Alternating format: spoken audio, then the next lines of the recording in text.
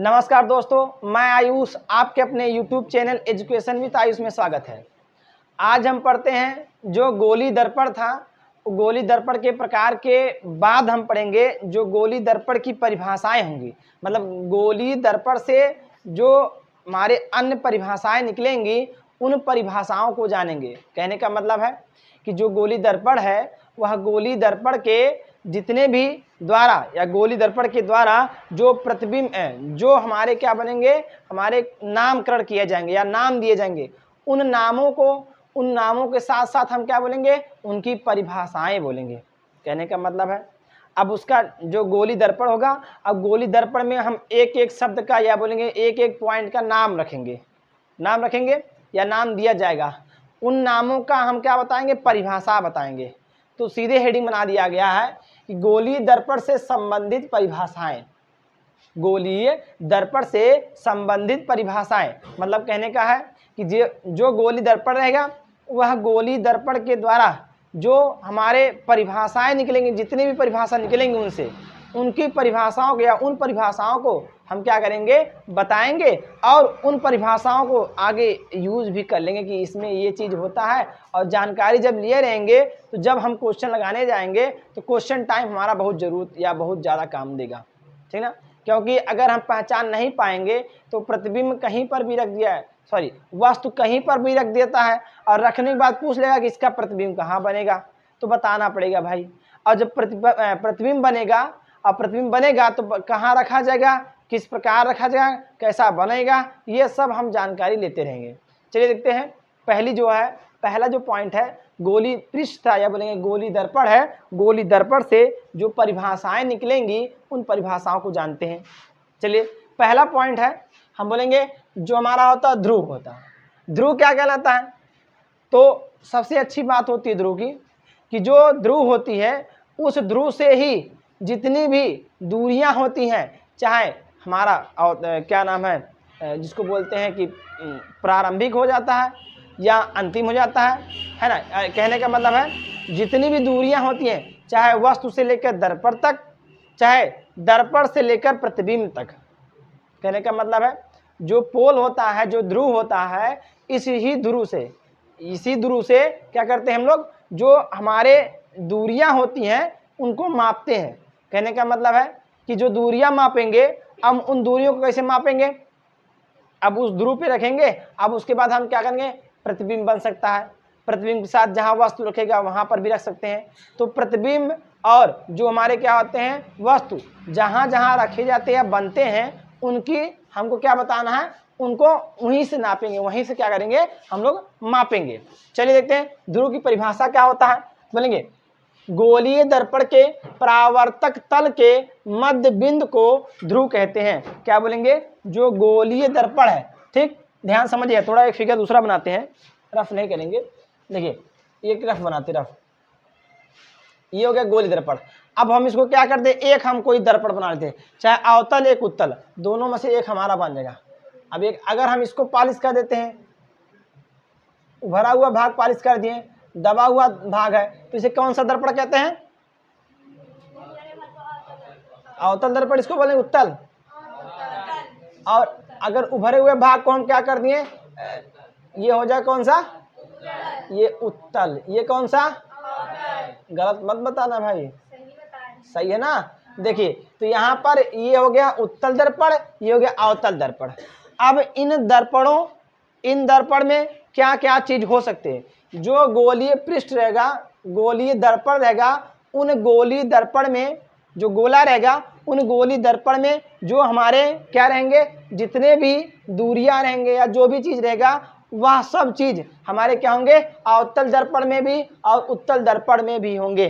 कहने का मतलब है अगर गोली दर्पण में एक बार हम क्या कर दिए, जितनी परिभाषाएं जान लिए, उन परिभाषाओं को हम अवतल दर्पण में भी और उत्तल दर्पण में भी पढ़ सकते हैं या यूज होता है। चलिए देखते हैं। तो क्या बोलेंगे, ध्रुव क्या होता है, गोलीय दर्पण के परावर्तक तल के मध्य बिंदु को ध्रुव कहते हैं। ये गोलीय दर्पण हो गया। अब ये परावर्तक तल बना दिए, इसका अंदर वाला परावर्तक तल ये वाला परावर्तक तल है और इसका उभरा हुआ परावर्तक तल है कि नहीं है, ये ना। अब इसका मध्य बिंदु क्या होगा, बोलेंगे जो इसके मिड पॉइंट या बीच वो बीच रहेगा उसी को हम क्या कह देंगे, पी कह देंगे। उसको हम क्या कहेंगे, पोल कह देंगे। पोल क्या कहेंगे हम लोग, उसे पोल कह देंगे, ध्रुव कह देंगे। ये बात समझ आई। आगे बढ़ते हैं। वक्रता केंद्र क्या होता है, वक्रता केंद्र क्या होता है, ठीक, वक्रता केंद्र क्या होता है, फिर बोले देखिए क्या बता रहे थे, वक्रता केंद्र क्या होता है, सेंटर ऑफ कर्वेचर। कहने का मतलब है जो भी हमारे अवतल दर्पण होंगे चाहे उत्तल दर्पण होंगे, उन दर्पणों में हम क्या बताएंगे, वक्रता केंद्र बनाएंगे। वक्रता केंद्र किसे कहेंगे, तो सीधे सीधे जानिए, जो गोला होता है गोला, अब हम जो गोलीय कांच होता है उसी गोली कांच को हम लोग करते हैं, काट देते हैं। अब काटने के बाद उसको दो भाग करते हैं, एक दबे हुए भाग पर कलर करते हैं, एक उभरे हुए भाग पर पॉलिश करते हैं। यही ना करते हैं, तो एक उत्तल दर्पण बनता है, एक अवतल दर्पण बनता है, यही ना बनता। अब जहां उसका जो हमारा गोली दर्पण है, उस गोली दर्पण का जो केंद्र होगा उसी केंद्र को ही हम लोग क्या कहते हैं, वक्रता केंद्र कहते हैं। देखिए अब ये गोला हो गया, ये गोला होगा, गोला का ये सेंटर हो जाए, सेंटर यही सेंटर होगा ना, सेंटर, इसको हम क्या बोलेंगे, इसको बोलेंगे वक्रता केंद्र। इसी को हम क्या कहते हैं हम लोग, वक्रता केंद्र। देखिए ध्यान से, ये हमारा क्या था, जो दर्पण है ये गोला खाली बना दिए। अब इस गोली दर्पण में हम क्या किए, हम इसको जो मध्य बिंदु हुआ परावर्तक तल का जो मध्य बिंदु हुआ, इस मध्य बिंदु को हम लोग क्या कह दिए, पी कह दिए। फिर आगे बोले यहाँ जो बीच में रहेगा ये वाला पॉइंट जो रहेगा, ये वाला पॉइंट, इसे हम क्या कहते हैं, सेंटर कहते हैं। सेंटर को हम क्या कहते हैं, बोलेंगे वक्रता केंद्र कह देंगे। चलिए परिभाषा जानते हैं, परिभाषा क्या बोलेंगे, गोलीय दर्पण कांच के जिस खोखले गोले का एक भाग होता है, गोली दर्पण कांच के जिस खोखले गोले का एक भाग होता है, उसके केंद्र को वक्रता केंद्र कहते हैं। उसके केंद्र को क्या कहते हैं हम लोग, वक्रता केंद्र कहते हैं। फिर से परिभाषा बताएंगे, गोली दर्पण कांच के जिस खोखले गोले का एक भाग होता है, उसके केंद्र को वक्रता केंद्र कहते हैं। यही ना बताएं, ये खोखला गोला हो गया, खोखला गोले के जो सेंटर होता है, केंद्र होता है, इसी केंद्र को वक्रता केंद्र कहते हैं। इतना बात समझे। चलिए आगे बढ़ते हैं। वक्रता त्रिज्या क्या होती है, यहां देखिए भैया, इसी सेंटर को हम क्या कहेंगे, बोलेंगे वक्रता केंद्र कहेंगे। अब आगे वक्रता त्रिज्या क्या होती है, रेडियस ऑफ कर्वेचर क्या होता है, मतलब कहने का जो त्रिज्या और रेडियस होती है उसको क्या कहते हैं, उसकी परिभाषा क्या बनेगी।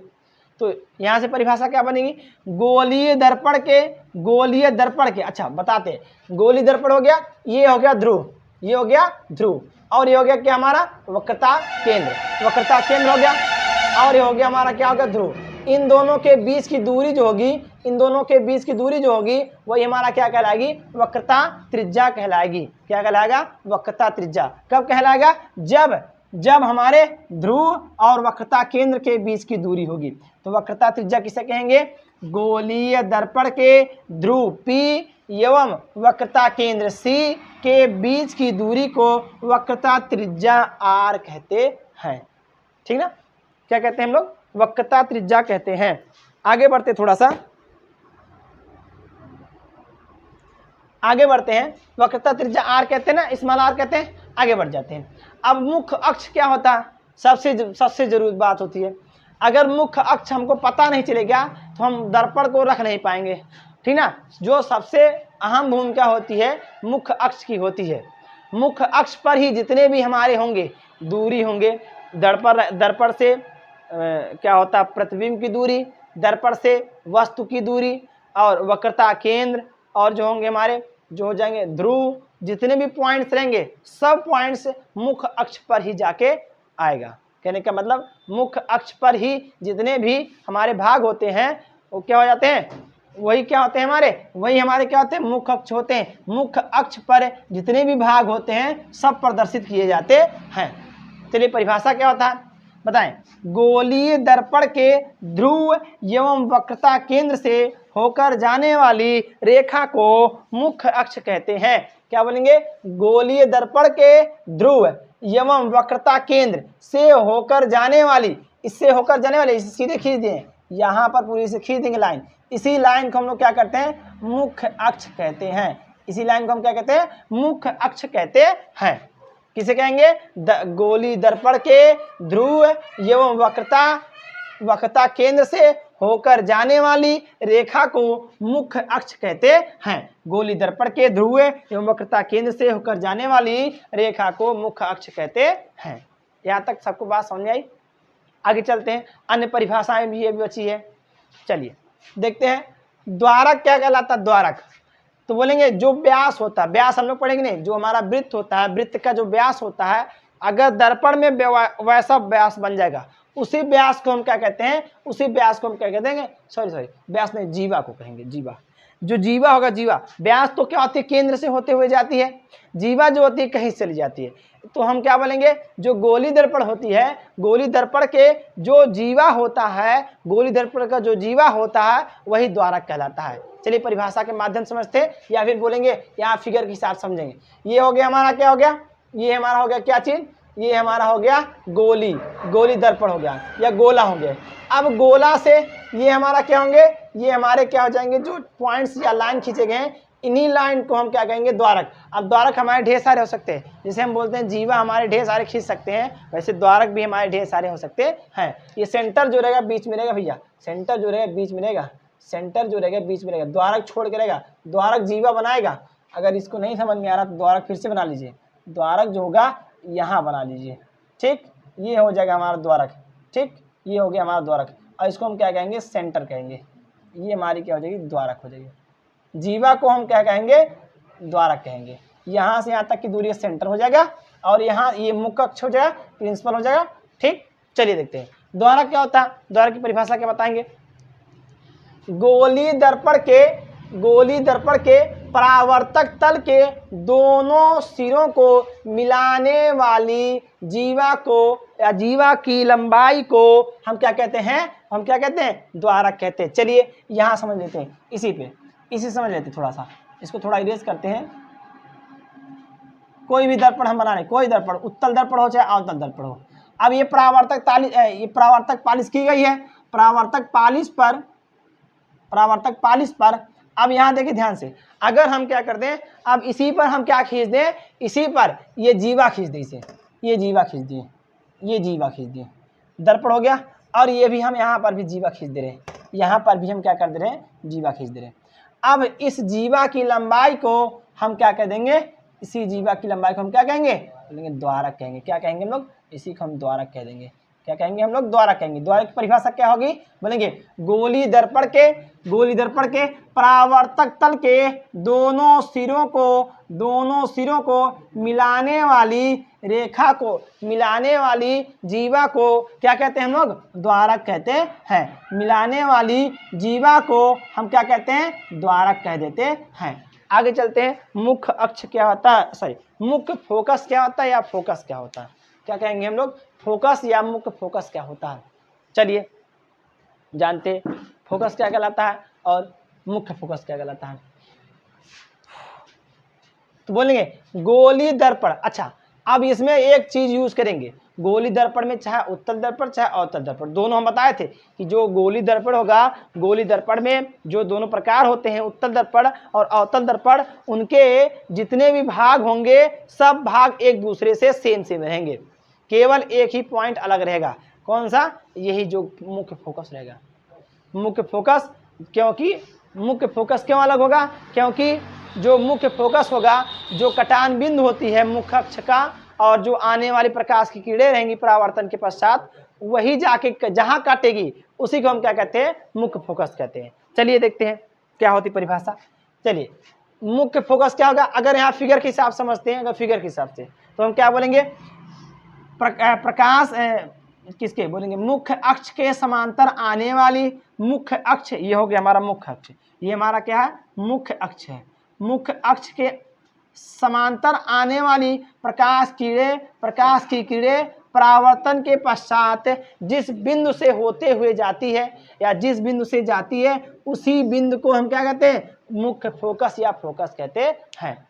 फिर से परिभाषा क्या बताएंगे, बोलेंगे प्रकाश की किरणें परावर्तन के पश्चात जब प्रकाश की किरणें मुख्य अक्ष के समांतर, ये वाली किरणें, ये वाली जो किरण है इस वाले हमारे मुख्य अक्ष के समांतर है, समांतर आने वाली प्रकाश की किरणें कहाँ से आएगी? बोलेंगे प्रकाश की किरणें जब किसी एक बिंदु से जिस भी बिंदु से जाएगी उसी बिंदु को हम क्या कह देंगे? उसी बिंदु को कह देंगे फोकस या मुख्य फोकस। मुख्य अक्ष के समांतर आने वाली प्रकाश की किरणें परावर्तन के पश्चात जिस बिंदु से होते हुए जाती है उसी बिंदु को क्या कहते हैं हम लोग? मुख्य फोकस कहते हैं या फोकस कहते हैं। अथवा या तथा क्या बोलेंगे? वही चीज किसके? मुख्य अक्ष के समांतर आने वाली प्रकाश की किरणें जिस बिंदु से क्या होती है? जिस बिंदु से जाती हुई प्रतीत होती है उसे क्या कहते हैं हम लोग? उसे भी मुख्य फोकस कहते हैं। देखिए ध्यान से भैया, यहाँ पर ये प्रकाश किरण इसके समांतर आई लेकिन परावर्तन के पश्चात वापस चली गई। इसको हम पीछे जो जा रही है रेखा, जो किरण जा रही है उस किरण को हम पीछे बढ़ाने पर काट दिया। आगे बढ़ाएंगे तो कहीं नहीं कटेगी, तो पीछे बढ़ा दिए, पीछे बढ़ाने के बाद यहाँ कट गया। यही कटान बिंदु क्या कहलाता है? यही कटान बिंदु जाया जिस बिंदु पर कटती है ये काटती हुई प्रतीत हुई। डैश डैश का मतलब है यहाँ हमको आभास कराया, वास्तविक में नहीं कटा, आभासी करा, आभासी। तो हम क्या कहेंगे? यहाँ पर ये हमारा क्या हो जाएगा? बोलेंगे मुख्य फोकस कहलाएगा। परिभाषा एक साथ में पूरा लिख लेते हैं। गोलीय दर्पण में मुख्य अक्ष के समांतर आने वाली प्रकाश की किरणें परावर्तन के पश्चात मुख्य अक्ष के जिस बिंदु पर काटती है उसे अवतल दर्पण का मुख्य फोकस कहते हैं। ये हमारा कौन सा दर्पण है? बोलेंगे अवतल दर्पण है। ये क्या है? अवतल दर्पण है ना? ये अवतल दर्पण है, अवतल दर्पण है। क्या बोलेंगे? गोलीय दर्पण में मुख्य अक्ष के समांतर आने वाली प्रकाश की किरणें परावर्तन के पश्चात मुख्य अक्ष के जिस बिंदु पर काटती है उसे अवतल दर्पण का मुख्य फोकस कहते हैं। अवतल दर्पण का मुख्य फोकस कहते हैं। तथा जिस बिंदु पर काटती हुई प्रतीत होती है, जिस बिंदु पर काटती हुई प्रतीत होती है उसे क्या कहते हैं? उत्तल दर्पण का मुख्य फोकस कहते हैं। उत्तल दर्पण का मुख्य फोकस कहते हैं। आगे बढ़ते हैं। फोकस दूरी क्या होती है? लास्ट पॉइंट इसका, फोकस दूरी किसे कहते हैं? तो परिभाषा क्या बनेगी? फोकस दूरी गोलीय दर्पण के ध्रुव, यहां बता देते हैं, यही बता दें, गोलीय दर्पण, चलो बोल ही बता देते, चलो गोलीय दर्पण के ध्रुव एवं फोकस के बीच की दूरी। ये हमारा कहाँ बन गया? ये हमारा फोकस बना हुआ है ना, फोकस ही बना हुआ। ये हमारा कोई भी दर्पण मान लिए, ये हमारा क्या हो गया? ध्रुव हो गया। मुख्य, अब ये मुख्य अक्ष के मुख्य अक्ष हो गया। अब मुख्य अक्ष के सॉरी क्या बनेंगे? ये गोलीय दर्पण हो गया। गोलीय दर्पण के ध्रुव एवं फोकस, ये फोकस एफ के बीच की दूरी को स्मॉल एफ क्या कहते हैं हम लोग? फोकस दूरी कहते हैं। ध्यान समझिए, एक ठीक कैपिटल एफ रहेगा, एक ठीक स्मॉल एफ रहेगा। किसे कैपिटल एफ कहते हैं, किसे स्मॉल एफ कहते हैं? मुख्य फोकस को कैपिटल एफ कहेंगे और फोकस दूरी को स्मॉल एफ कहेंगे। तो यहाँ से परिभाषा क्या बनेगी? गोलीय दर्पण के ध्रुव एवं फोकस के बीच की दूरी को मुख्य फोकस दूरी कहते हैं। क्या कहते हैं? गोलीय दर्पण के ध्रुव एवं फोकस के बीच की दूरी को फोकस दूरी स्मॉल एफ कहा जाता है। क्या बोलेंगे? फोकस दूरी जो होती है वह वक्रता त्रिज्या की आधी होती है। वक्रता त्रिज्या, ध्यान देंगे, ये वक्रता त्रिज्या हो गई, यहीं पर आधा बन जाएगा। जहां आधा बनेगी वही को हम क्या कहते हैं? फोकस दूरी कहते हैं। ये वक्रता केंद्र हो गया, वक्रता केंद्र के आधे दूरी को हम क्या कहते हैं? उसे हम क्या कहते हैं? फोकस दूरी कहते हैं। और एक बात और बोलेंगे, फोकस दूरी क्या हो गई? फोकस दूरी जो हो रही है वक्रता त्रिज्या की आधी हो रही है। वक्रता त्रिज्या की आधी हो रही है। वक्रता त्रिज्या यहाँ पर भाई वक्रता त्रिज्या रहेगी। वक्रता त्रिज्या मतलब आर ना, ये आर, यहाँ से यहाँ तक किसकी आधी होगी, ठीक ना। आगे बढ़ते हैं। आगे एक बात और बोलेंगे, जो हमारा फोकस दूरी या बोलेंगे जो वक्रता त्रिज्या होती है, वक्रता त्रिज्या जो होती है वह क्या होती है? फोकस दूरी की दोगुनी होती है। 2 गुना में फोकस दूरी, ठीक ना। तो यहाँ से एक चीज़ और जानेंगे, जो वक्रता त्रिज्या होती है वह फोकस दूरी की दोगुनी होती है। और क्या बोलेंगे, फोकस दूरी क्या होती है, वक्रता त्रिज्या की आधी होती है। ठीक, तो यहाँ तक बात सबको समझ में आई। चलिए ठीक है।